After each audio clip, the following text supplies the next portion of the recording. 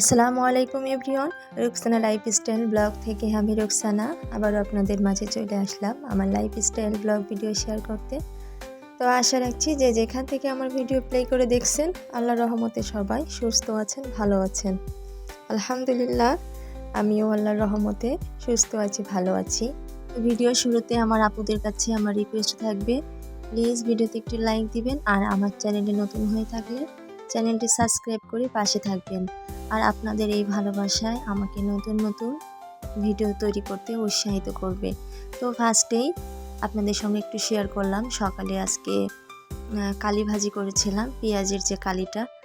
তো পেঁয়াজের কালি কিন্তু গরম ভাতের সঙ্গে অনেক ভালো লাগে। তো পেঁয়াজের কালি অবশ্য অল্প ছিল, বেশি পরিমাণ না। তো ভাবলাম তাতে একটা আলু দিয়ে ভাজিটা করি, তাহলে খুব ভালোভাবে খাওয়া যাবে। তো অবশ্য অনেক মজা হয়েছিল, যেহেতু এটা খাওয়ার পরে আমি ভয়েস দিচ্ছি। অনেক ভালো লেগেছিল গরম ভাতের সঙ্গে। তো পেঁয়াজের কালিটা ভাজার পরে আমি কিছু সেমাই ভেজে নিয়েছি। অবশ্যই এই সেমাইটা বেশ কিছুদিন হয়েছিল এনেছে, তো ভাজাই হয় না, অবশ্য আমার মনেই ছিল না। তো আজকে হঠাৎ সকালবেলা মনে পড়েছে যে সেমাইটা তো আমার ভাজাই হয়নি। তো সেমাইটা সকালবেলা আমি ভেজে নিলাম।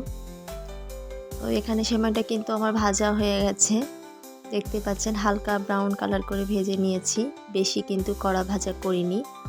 আর হালকা ব্রাউন কালার করে ভাজি করলেই কিন্তু সেমাইটা কালারটা কিন্তু অনেক সুন্দর আসে সেমাইটা রান্না করার পরে। আর এর থেকে বেশি কালার করতে গেলে কিন্তু সেমাইটা খেতে অতটা মজা লাগে না, আর কালারটাও কিন্তু সুন্দর আসে না। তো এখানে আমি প্রায় 1 লিটার দুধ জাল করে নিয়েছি, ফুটিয়ে নিয়েছি। বিশেষ করে সেমাই রান্নাতে যদি একটু দুধের পরিমাণ বেশি না হয়, যদি ঘন দুধ না হয়, তাহলে কিন্তু একটুও সেমাই টেস্ট আসে না। আর আমি যখনই সেমাই রান্না করি আমি কিন্তু দুধের পরিমাণটা বেশি দেই, বেশি একটা পানিও আমি অ্যাড করি না। তো এখানে দেখতে পাচ্ছেন আমার কিন্তু সেমাইটা রান্না করা হয়ে গেছে। অবশ্য অনেক সুন্দর হয়েছিল টেস্টটা, যেহেতু এটা আমি খাওয়ার পরে ভিডিও দিচ্ছি। তো আজকে ভাবলাম একটু সেমাই রান্না করি, যেহেতু ভাজলাম। আমার হাজবেন্ড বাসায় ছিল, তো সেমাই ভাজি করার গন্ধটা পেয়ে বলল যে তাহলে একটু সেমাই রান্না করো। তো যে কারণে রান্না করে নিয়েছি। তো এখানে দেখতে পাচ্ছেন সেমাইয়ের লুকটা কিন্তু অসাধারণ আসছিল। আর এদিকে কিন্তু আমার ঠান্ডা লাগছিল, যেটা গত ভিডিওতে আপনাদের সঙ্গে শেয়ার করেছিলাম। তো এখনও কিন্তু আমার শরীরটা সুস্থ হয়নি, তারপরও মেডিসিন খাচ্ছি, কিছুটা আগের থেকে সুস্থ হয়েছি।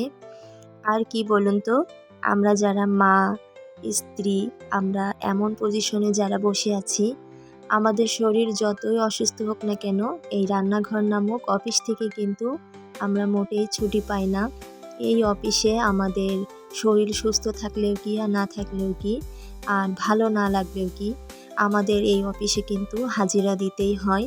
তো কি আর করার, সবার মুখে হাসি ফোটাতে তো এই রান্নাঘরে এসে সবার আবদারের রান্নাগুলো করতে হয়। এটাই আমাদের নারীদের বৈশিষ্ট্য। তো অফ ক্যামেরায় আমি অনেক কাজ করে দিয়েছি, তো সেগুলো আপনাদের সঙ্গে আর শেয়ার করা হয় নাই। শেয়ার করতে গেলে ভিডিওটা আরও অনেক বড় হয়ে যাবে, আর আপনারা তো অত ধৈর্য সহকারে নতুন অবস্থায় লং ভিডিও দেখবেন না। তো যে কারণে অনেক কিছুই ভিডিওতে ক্যামেরাবন্দি করিনি। তো এখানে একটু চিনি নিয়ে আসছিল, একটু বলতে এখানে 1 কেজি মতো চিনি নিয়ে আসছিল। তো চিনিটা আমি কৌটায় ঢেলে নিব, যেহেতু চিনির পরিমাণ কমে গিয়েছে। আর আমার বাসায় চিনি থাকতেই চিনি আনতে হয়, যেহেতু মিষ্টি জাতীয় খাবার ম্যাক্সিমাম সময় রান্না করা হয়। আর এখানে যে আটার প্যাকেটটা দেখছেন, এটা 5 কেজির আটা প্যাকেট। তো আটার প্যাকেটটা আনা হয়েছে প্রায় 4-5 দিন হয়ে গেছে, কিন্তু আমি এখনও কৌটার ভিতরে ঢালি নাই, যেহেতু শরীরটা আমার এমনি ভালো না, ঠিকমতো কাজকর্ম করতে পারছিলাম না। তারপরও দেখা যাচ্ছে যে এগুলো না করলে নয়, শুধুমাত্র সেই কাজগুলোই করেছি।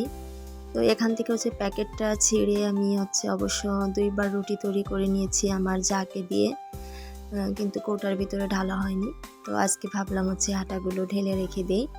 আর আমাদের সবসময়ের জন্য এই 5 কেজির প্যাকেটের আটাটাই কিন্তু নিয়ে আসে, কেননা ছোট ছোট কেজির যে প্যাকেটগুলো আছে তার থেকে কিন্তু এই বড় প্যাকেটের আটাটা কেনা অনেক সুবিধা, কেননা এটা অনেক দাম কম রাখে। তো এখান থেকে কিন্তু অনেক টাকা বাঁচে। তো আমি কিন্তু হচ্ছে কৌটায় হচ্ছে আটাগুলো ঢেলে নিয়েছি, তো বড় কৌটায় ধরেনি, তো যে কারণে ছোট একটা বক্সে বাকি আটাটুকু ঢেলে নিয়েছি। তো আমার ভিডিওটা আপনাদের কাছে কেমন লেগেছে প্লিজ আমার আপুরা ভাইয়ারা কমেন্টের মাধ্যমে আমাকে জানাবেন। তো আজকের ভিডিওটি এই পর্যন্তই, সবাই ভালো থাকবেন, আল্লাহ হাফেজ।